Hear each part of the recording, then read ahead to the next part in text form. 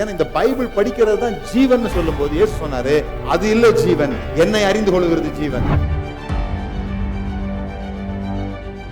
வேதத்தின் மூலமாக தேவனை அறிந்து கொள்வது என்பது வேறு, இயேசுவின் மூலமாக தேவனை அறிந்து கொள்வது என்பது வேறு. இந்த பாவத்திலிருந்து மனுஷனை மீட்க தான் இயேசு வந்தார் நம்ம நினைக்கிறோம்.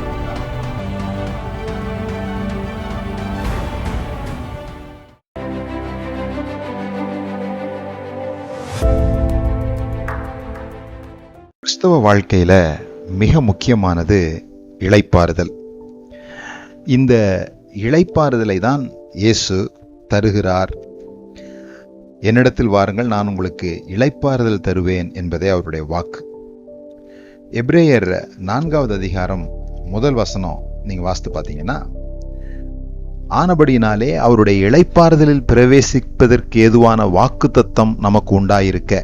இளைப்பாறுதலில் பிரவேசிப்பது தான் நமக்கு வாக்குத்தத்தமாகவே கொடுக்கப்பட்டிருக்கிறது. உங்களில் ஒருவனும் அதை அடையாமல் பின்வாங்கி போனவனாக காணப்படாதபடிக்கு பயந்திருக்க கடவோம். இந்த பின்வாங்கிறது அப்படின்றது ஏதோ சர்ச்சுக்கு போகாமல் இருக்கிறது, பைபிள் படிக்காமல் இருக்கிறது, ஜோம் பண்ணாமல் இருக்கிறது இல்லை. பின்வாங்கி போகிறது, இந்த இளைப்பாறுதலுக்குள்ளே நுழையாமல் போகிறத தான் பின்வாங்கி போகிறதாக வேதம் சொல்லுகிறது.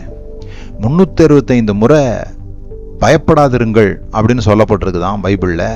ஆனால் பயந்திருக்க கடவோம்னு ஒரு விஷயத்துக்கு சொல்லப்பட்டிருக்கதான். அது எதுனா, இந்த இளைப்பாறுதலுக்குள்ள நாம் நுழையாமல் போயிடக்கூடாது, அந்த வாக்கு தத்தத்தை பெற்றுக்கொள்ளாமல் போயிடக்கூடாது. அப்போ பாருங்கள், உங்களுடைய இருதயம் கலங்கி போயிருந்தால், உங்களுடைய இருதயம் இளைப்பாறுதல் இல்லாமல் பதட்டத்திலையும் என்னாகுமோ ஏதாகுமோன்ற நிலையிலே இருக்குமானால், இன்னும் நீங்கள் இயேசுவை அறிந்து கொள்ளவில்லை, இன்னும் உண்மையான அந்த ஆவிக்குரிய வாழ்க்கையை நீங்கள் அனுபவிக்கவில்லை என்று அர்த்தம்.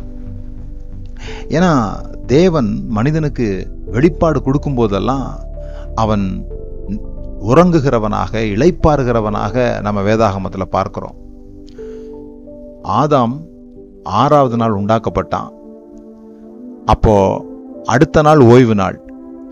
தேவனை குறித்த முதல் வெளிப்பாடு, ஆதாமுக்கு கிடைத்த முதல் வெளிப்பாடு, ஒரு ஓய்ந்திருக்கிற தேவன், கிரியை செய்கிற தேவன் அவன் பார்க்கல, ஓய்ந்திருக்கிற தேவனை பார்க்கிறான். மனிதனுடைய வாழ்க்கை ஓய்விலிருந்து துவங்குகிறது.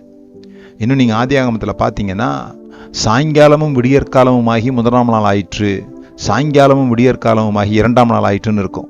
நம்ம தான் காலை மாலை அப்படி சொல்கிறோம். ஆனால் அவங்களுக்கு ஒரு நாள் துவங்குகிறதே மாலையிலிருந்து துவங்குகிறது. ஏனென்றால் வாழ்க்கை ஓய்விலிருந்து துவங்குகிறது.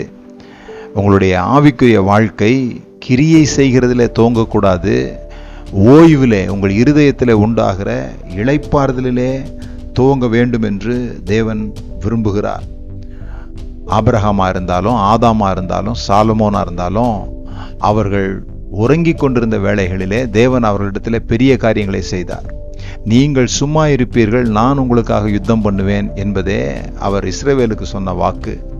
ஆகவே ஓய்வை, தேவனிடத்திலிருந்து வருகிற இளைப்பாறுதலை பெற்றுக்கொள்வதிலே ஜாக்கிரதையுடையவர்களாயிருங்கள்.